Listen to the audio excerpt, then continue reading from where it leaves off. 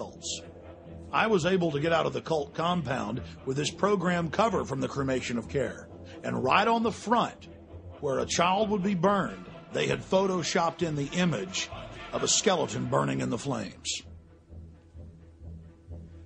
What purpose does this all serve, having world leaders congregate and engage in an ancient Canaanite ritual of mock child sacrifice? It's a way of binding them together, whether it's George Herbert Walker Bush or Henry Kissinger or Ronald Reagan or Federal Reserve Chairman Alan Greenspan, who's been a member since 1984. It's about bringing them together. Nowhere is the origin of the cult more in evidence than in former German Chancellor Helmut Schmidt's own autobiography, Men and Powers, a political retrospective. He talks about how they have their own German groves where they do these rituals, these, quote, druidic rituals. But he says his favorite place to do the rituals is at Bohemian Grove. This is a book that you can get at the library written by him. He talks about the Trilateral Commission, the CFR, the Bilderberg Group, and world government. And he says that much of the decisions are made at the Bohemian Grove. We were able to obtain the internal annals of the Bohemian Grove from 1987 to 1996, a publication only given to members. And in it, we see pictures of George W. Bush and his father, Newt Gingrich. We see all of these different famous individuals there at the Grove. Walter Cronkite, Jimmy Carter, Jack Kemp, Richard Milhouse Nixon. The list goes on and on. If you're still doubting reality, here is a November 1989 issue of Spy magazine. The Grove released photos of themselves dancing around dressed like women. And in the article, they admit that they do mock human sacrifices. The article went on to show artist renditions of the Moloch idol, as well as discussing how they bus in male prostitutes and how AIDS was a big problem. Then a New York Post article in July of 2004 reported how a top gay porn star serviced the moguls at the Bohemian Grove. This 1914 Bohemian Grove annal has a swastika on its cover, and inside it talks about how they're a German death cult founded by the Illuminati.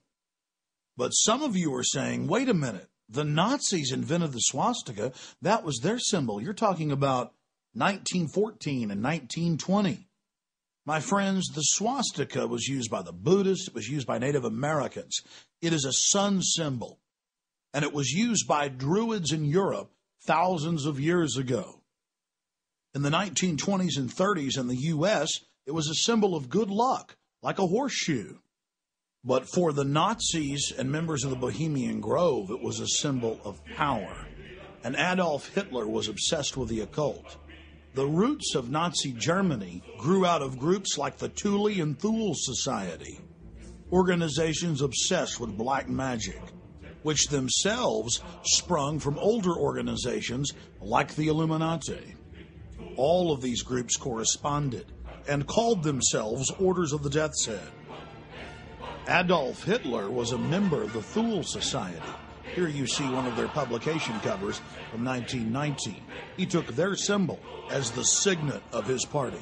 It has been reported that after Madame Blavatsky died, Aleister Crowley became the head of the German Illuminati, also known as the OTO. Aleister Crowley was called the most evil man alive because of the bloodthirsty rituals he engaged in. It's important to note that both of his children died in questionable circumstances. So should we be surprised that the leader of the Third Reich, who killed millions of people, was an adherent of both of these sickening individuals? The Waffen-SS were the henchmen of the Nazi Party, and they wore an aluminum or silver death's head on their hats. Here you have a famous field marshal of World War I, and adorning his headdress is a death's head. In reality, all of Hitler's actions were nothing more than a manifestation of the deepest and darkest dreams of the Order of Death. And remember that the Order of Skull and Bones of Bohemian Grove are nothing more than offshoots of this global movement. The Nazis wore a skull and crossbones on their hats. Compare that to the skull and bones symbol. And beneath that, an early Nazi party medal not just with a swastika, but the 32 or 322 of Skull and Bones. We see these symbols throughout Nazi culture, especially on their icons and standards.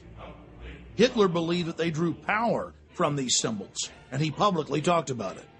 Here is an official photo taken from the Presidential Library of George Herbert Walker Bush, showing him standing with his classmates. And there it is, the Order of Death symbol, the skull and crossbones with 322 beneath it. Would it surprise you to know that one of the chief members of Bohemian Grove, Thomas Watson, was also an adherent of Adolf Hitler's ideology, and that international business machines were integral in controlling the death camps? IBM was absolutely essential in assisting Hitler in numbering and exterminating the Jews and other undesirables. The famous tattoos on Jews' arms were international business machine numbers that were entered into the computers. The computers would then decide how long to keep someone alive and how hard they could be worked according to height and body weight as well as age.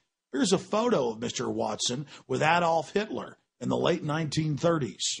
It's not a coincidence that today IBM is the backbone of national ID card technology in the United States and across the world. Ford and General Motors were also involved in the Nazi war machine right through the war, and not one of these robber baron industrialists was ever prosecuted. Here is the international business machine that calculated the deaths of millions.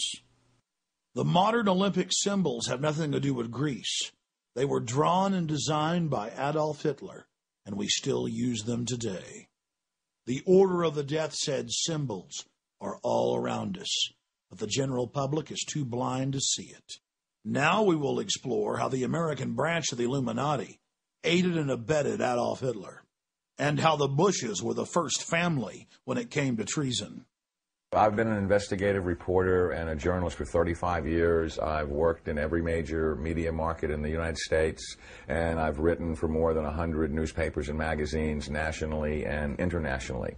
So last September 17th, I became the first journalist in U.S. history to go to the U.S. National Archives and the Library of Congress and pore over the thousands of pages of documents in both places to prove beyond a shadow of a doubt or any refutation of the facts that Prescott Bush, the grandfather of George W. Bush, and George Herbert Walker, his maternal great-grandfather for whom his daddy is named, were Nazi traitors to the country who should have been tried for treason. 2 weeks ago, in early August, a major world newspaper, The Guardian of London, finally got on the story internationally, and they flew a renowned reporter of theirs named Duncan Campbell over to Washington to take me back to the archives and Library of Congress so that they could verify that these explosive documents were real and I didn't have forged copies.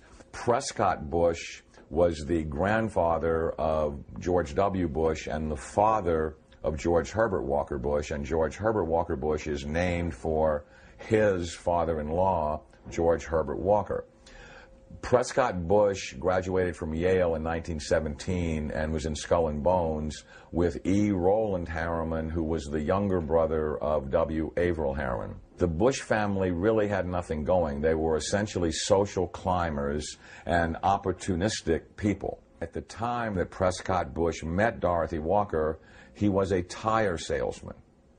And George Herbert Walker, as all fathers do when their daughter's going to marry someone, said in his heart, you know, it's not an appropriate thing socially that my daughter marry a tire salesman. So he brought Prescott Bush first into Brown Brothers Harriman and then Union Banking Corporation. In actuality, it was anything but a bank. It was essentially a Nazi money laundering operation that had a lot of tentacles into a lot of different other businesses. They owned a shipping line called Hamburg American Line, for example, which was the first Nazi front business seized, although the line was no longer operational in 1942. In the early 1930s, it transported Nazi spies into the U.S., and then their promotional ads offered cash rewards to any American citizens who would go back on Hamburg American Lines and proselytize for Hitler. 8 months after the U.S. had entered the war, the New York